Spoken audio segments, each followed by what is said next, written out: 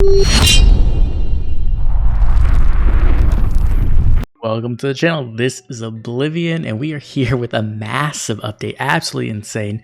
I just got done reacting to the trailer, and I went to look on Reddit to see if there's anything else, and the update's already out, so we have a ton of things to go over.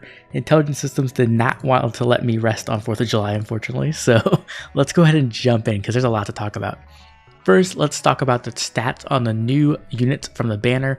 Let's start off with the best unit on the banner, the queen herself, Thor. So Thor is insane. We saw her stats in the trailer itself, but we do get confirmations of super boons in attack and resistance. So that means she's going to have 47 base attack and she can get up to 42 resistance, which is very relevant because a lot of times you're going to be running into those dragons who are running Dragon Wall. So having extremely high resistance is going to remove that damage reduction and allow her to AoE, get the extra 10 from her debuff and then another 10 from her attack. It's a lot of damage, right? She's looking extremely powerful. You're definitely going to want to get a good boon on her, even if you have to use trait fruits. Next, we have Niffle, and Niffle also looks great. She's going to have a super boon in speed. So she's going to have 38 attack base, 43 speed with a super boon. So she's going to hit 47 speed, very, very big. She's going to be extremely fast, which is very good for a weapon because her fire sweeps effect is based off winning that speed check. So definitely good, definitely looking very powerful. Unfortunately, she didn't get a super boon in attack. Not that big a deal though.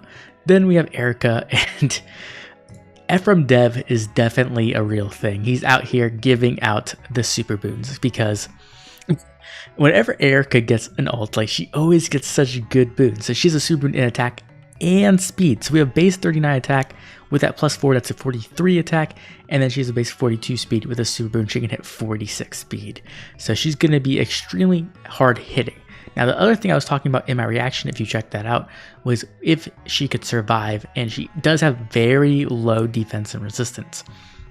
Now, obviously, she's getting a bit more from her weapon, as well as she's going to run that impact skill. She'll get another 10 defense, so she can be somewhat deceptively bulky, but the thing is, with comparing her to Brave Erica, right, is Brave Erica has that damage reduction in her weapon, and that's what really lets Erica survive some crazy hits, and then get in that second hit and kill the enemy with that explosive special from Moonlight Bangle. So Flying Erica is not going to have that advantage, so that's just something to consider. I don't think she's going to be bad once again. I think she's going to be a really, really good unit. I just don't know if she's going to have enough. Like, she might require some bigger investment to really take full advantage of her power. Next, we have Leon, and he has the typical Leon build, so high attack, decent defense and resistance, and very low speed. He does have some nice super boons though. He has a nice super boon in attack and resistance, which is cool, I guess. Like, I'm not sure. There are some sword infantry with high resistances, but he'll definitely probably be on top now. But with that low speed, like, it's not doing much. Even with this inheritable weapon, like if you run something with NFU or something that denies his follow-up, he will not have the speed to get it. So unfortunately, units without PRFs just can't really keep up nowadays. So that is a big downside for Leon. And then we also have Seth.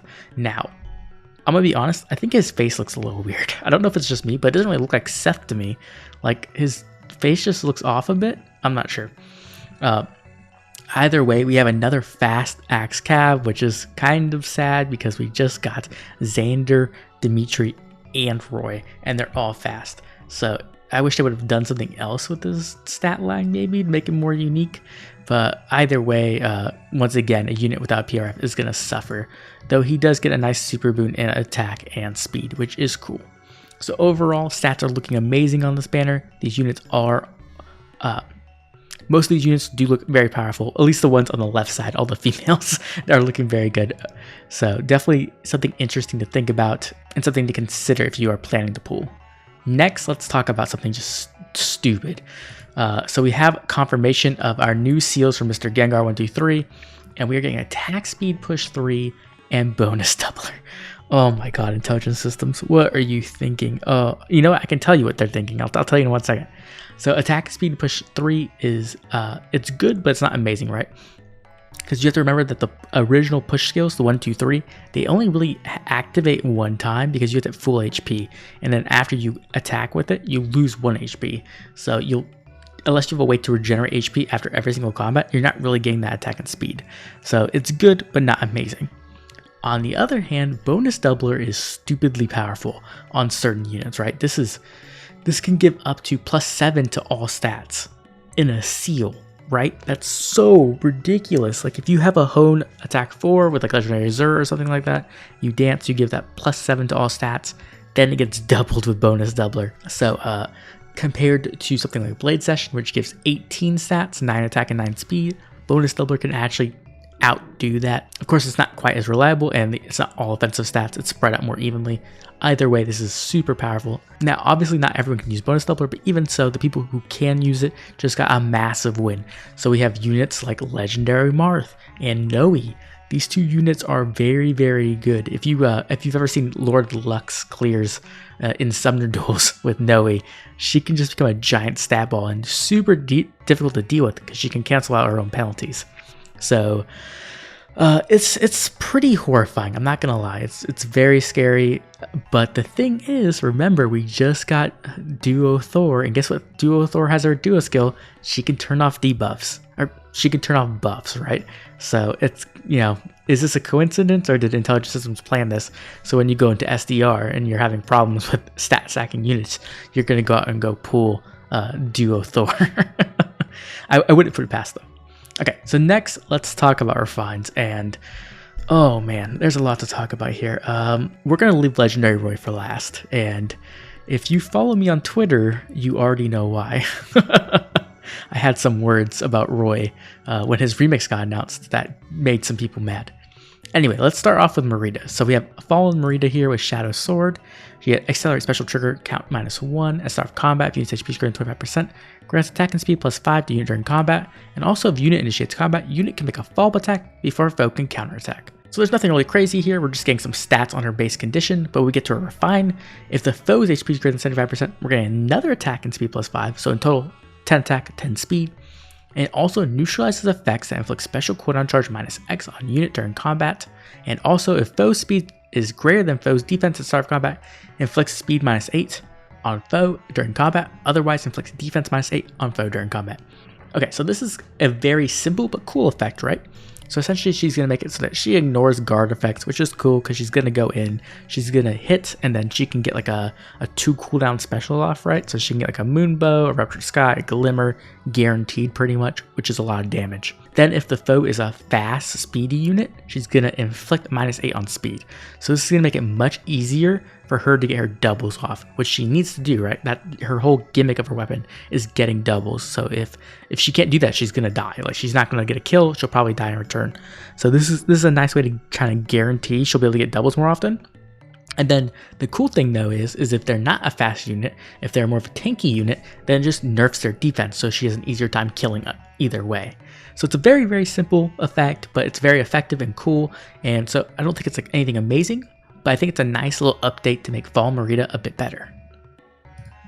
Then we have Kjelle, and this weapon refine is so weird. Okay, let's read it. At start of combat, if unit's HP is greater than 25%, inflicts attack and defense -5 on foe during combat, and foe cannot make a follow-up attack. So essentially, you're getting +5 attack and then +5 defense and resistance essentially, and then half of a Wary Fighter effect. But then we also have, if foe initiates combat or foe's HP greater than 75%, at start of combat, you get another -5 attack and defense on foe during combat, and you reduce the foe's attack during combat by X%. I don't know why they do this. A foe's attack at start of combat. X equals number of units base HP, attack speed, defense, resistance stats that are greater than foe stats at start of combat times 5 plus 10. Okay, so the way this will work is you will look at Kjelle's HP, right? So let's say she has 50 HP and then her opponent has 40. So she wins that check. Then let's say she has 50 attack and the opponent has 40. She'll win that check, right? So you just check each stat against each other. And then for each stat that is winning, you take that and you multiply it by 5. So at max, she'll get 25 right there. And then you add 10, so it's plus 35. So you will reduce the foe's attack by 35% at max, which is very, very, very powerful actually when you think about it, right? Like getting minus 35% attack is a ton. It's a lot. And she's also going to inflict another minus 10, right? So It's definitely like a very interesting weapon. I think the biggest problem is that it's going to age very, very poorly. And the reason for that is that it is a visible stat check. And Kjelle is an older unit, right? So as time goes on, she'll continue to have the same stats, or she'll get a little bit more from Dragonflowers, but then opponent stats will continue to rise, essentially, right? So what this will do essentially is make it so that it becomes more and more difficult over time to win these stat checks because they're visible stat checks, right? And also you're going to want to run visible stat passives. So like something like Fortress Defense Res could help with this, or you don't want to run Life and Death, but stuff like that, right? So it's a cool idea, and I think it can be very powerful, but I don't know how well it will age, and I don't think she can win every stat check, right? I think there's going to be more and more units with higher and higher stats, and it's going to become more and more difficult for her to win stat checks, right? Like, let's say she can always win HP, but she loses all the others. It's a much less effective weapon, right? That's 1 times 5 plus 10, so she's reducing the attack by 15% instead of 35%. So it's a cool weapon. I think it's powerful for sure, and I'm sure it's going to catch people off guard to begin with, but I just don't know how, like, long-term, how good this will be. Okay, next we have Panne, and Panne was already actually a really cool unit because she's effective against cavalry and she's a beast. So she had a lot of things going for her, but this refine is actually stupid. Like, this is a ridiculous refine. So let's check it out. We have effective against cavalry foes if unit is adjacent to only beast or dragon allies, or if unit is not adjacent to any ally, grants +4 to all stats to unit during combat, and also if foe is not a beast or dragon foe, grants an additional +4 stats to all to unit and inflicts special cooldown charge -1 on foe per attack during combat. So I think this might be a mistranslation, but what essentially it means is that you're going to get +8 to all stats, and you'll inflict guard on the opponent, right? Then she has the normal cavalry beast transformation, which is still very good, right?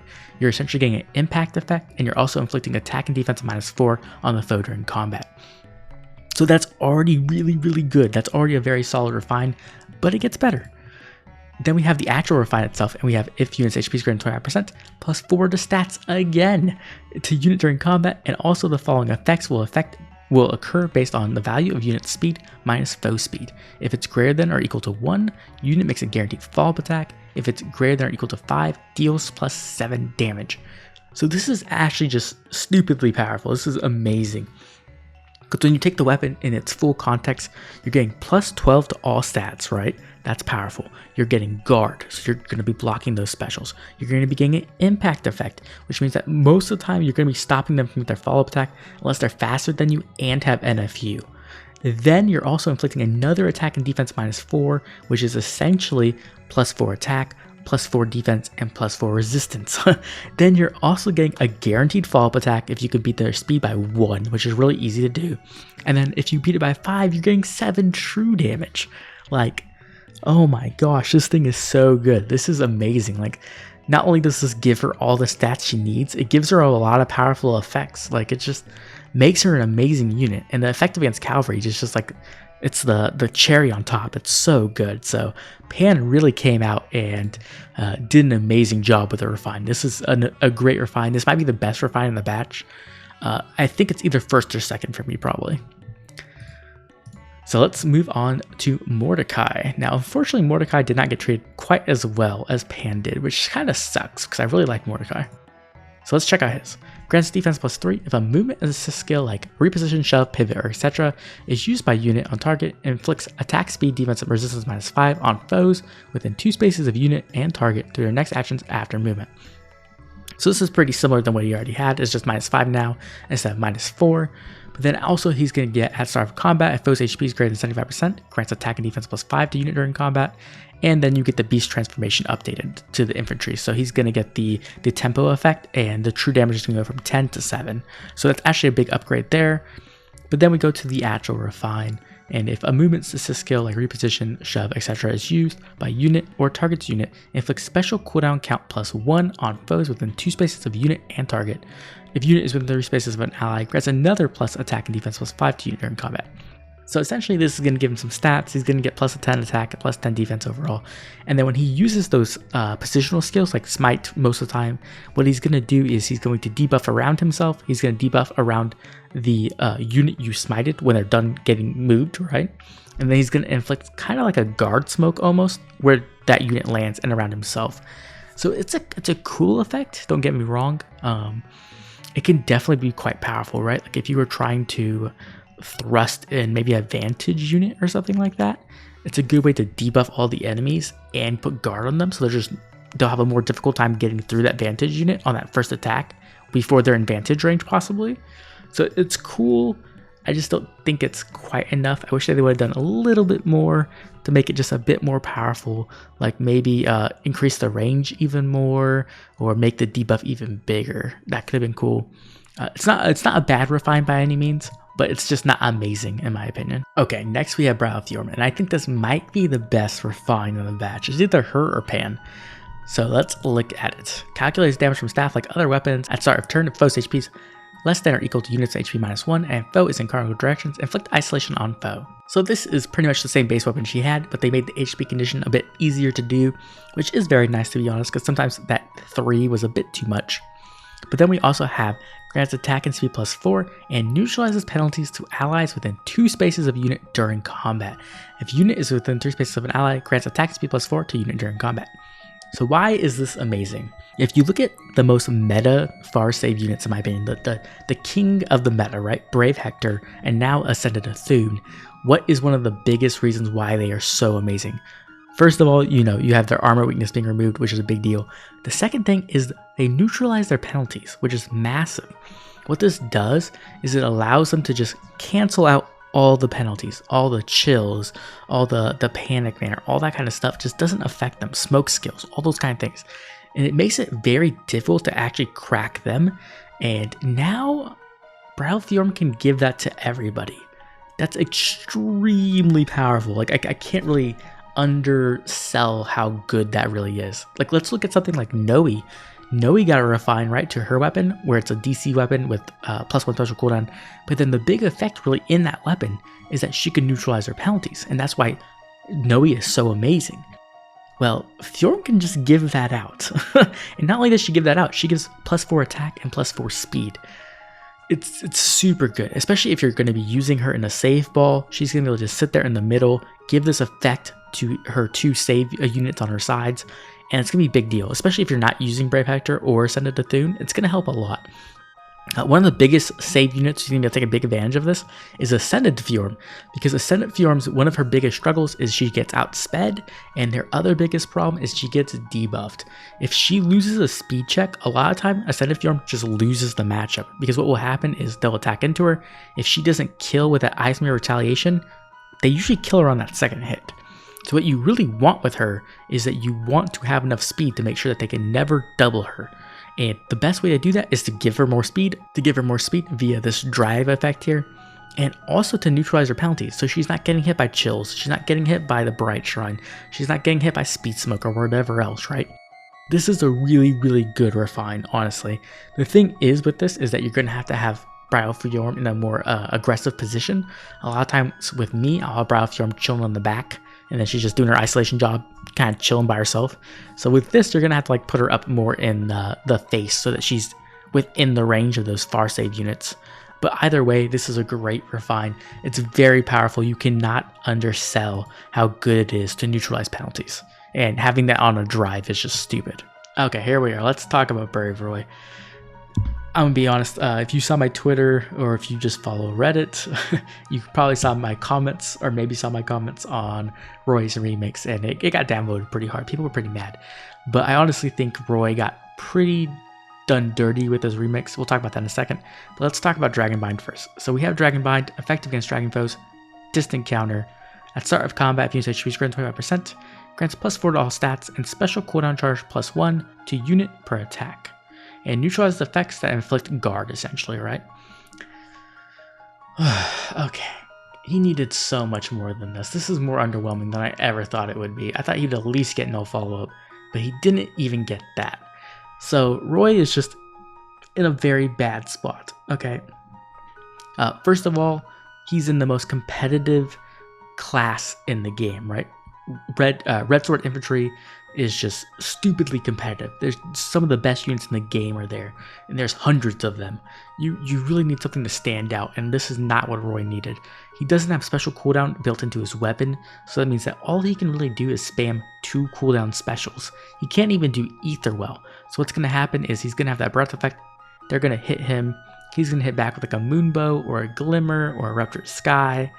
And then, that's pretty much it.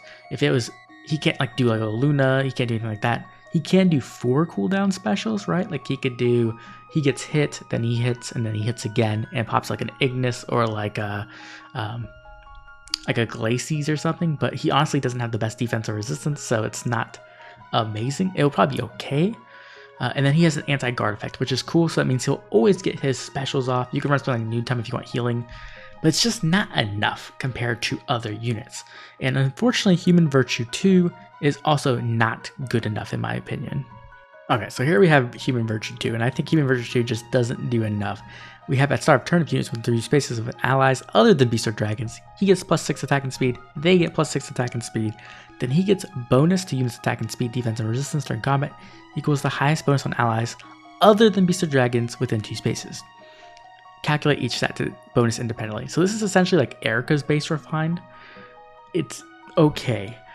Then he's going to also get reduces damage from foe's first attack during combat by X%. X equals total value of bonuses on the 3 allies other than Beasts and Dragons again, max 40%.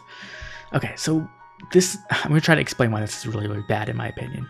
First of all, he only can grant attack and speed +6. I feel like they could have done Omni. Easily could have done attack speed, defense, and resistance +6. Easily, would not have been broken, would have been fine. Second of all, the range on the bonus check is very small. It's only within 2 spaces.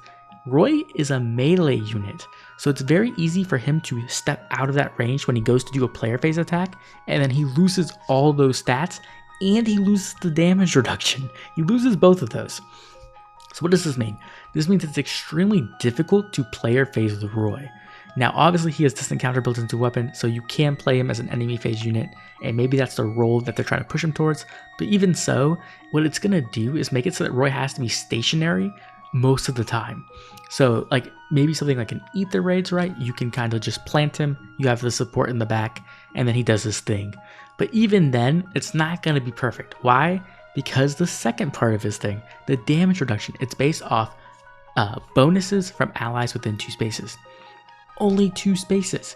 So something in Ether Raids, when you don't have a save unit, it's very difficult to have more than 1 unit within 2 spaces. Sometimes you can get 2, but usually not more than that. And the problem with that is that the damage reduction is based off their bonuses, right? So Roy will be able to provide 12, but that's it. So you're going to need somebody else to provide the other 12. But even then, that 1 unit's only giving 24% damage reduction on the first attack. So it's just, it's a bit underwhelming, because if you think about it with Roy buffing 3 allies, so let's say he has 3 allies within 2 spaces, and it's just his buff, he's still not even getting max damage reduction.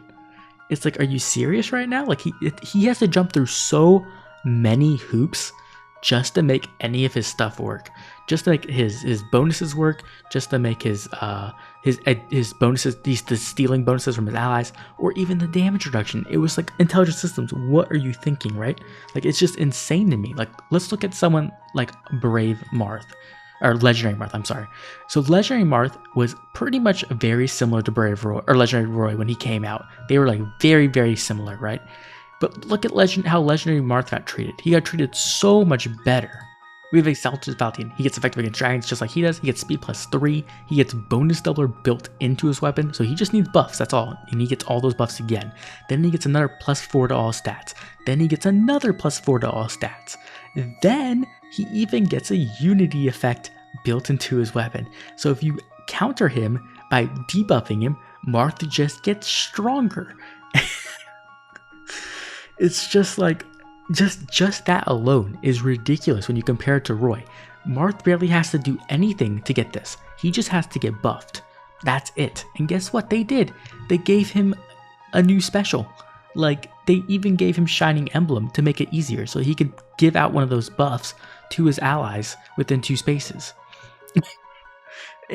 That's it. He doesn't need to have only humans. He doesn't have anything like that. He can just give it out with his special. It's not even a C skill. And that's not even talking about Binding Shield. Binding Shield gives a guaranteed follow-up attack with Fire Sweep. Like, how can you even compare this to Roy? Like, they treated Roy so dirty.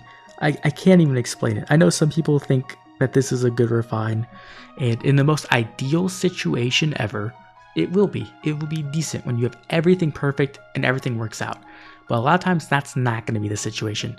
A lot of times you're not going to just be able to do that, right? A lot of times you're not going to be able to have 2 units within 2 spaces.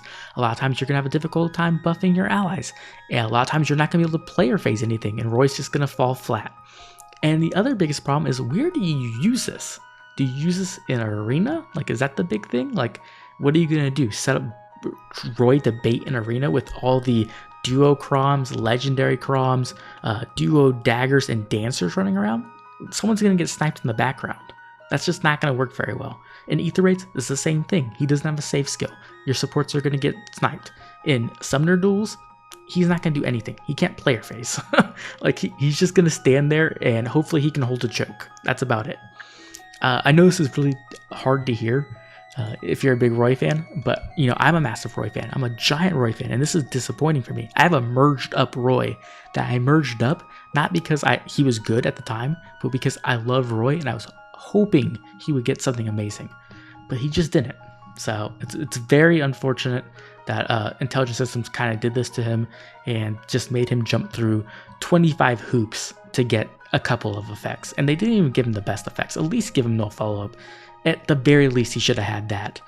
With the way he is right now, like, you'd have to take away his damage reduction in his B slot to give him no follow-up, which just makes him squishier. So unfortunate. It super sucks. I'm just very, very not happy about that. But it is what it is. So let's move on to the final thing in the update. And this is a spoiler. So if you do not want to see any spoilers, go ahead and leave right now. But we're going to go ahead and jump into it. So we have 2 new characters.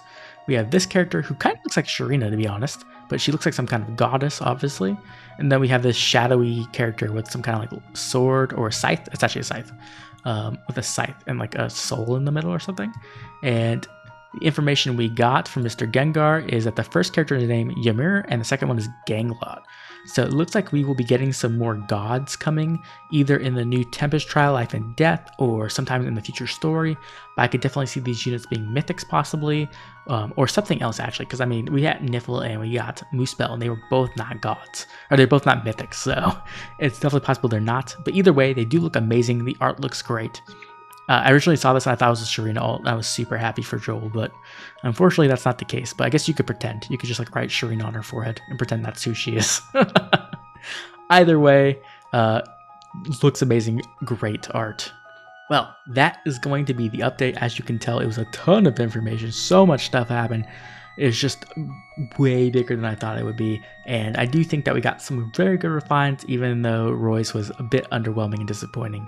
But now I would like to hear what you think. So I'd love to hear what you think of not only these new refines, of what the stats look like for the new units on the banner, and even maybe what these new characters, what you think these new characters are going to be. If they're going to be new mythics, or they're going to be new gods in the story, or they're just going to be like Tempest Trial one-offs or something. It's really hard to tell, to be honest. But make sure to drop a comment down below, let me know who you think you got the best refine, and what you think of these new units. If you enjoyed the video, please drop a like and subscribe. It helps the channel grow, keeps the content coming out. This has been Oblivion, and I'll catch you all later with more Fire Heroes.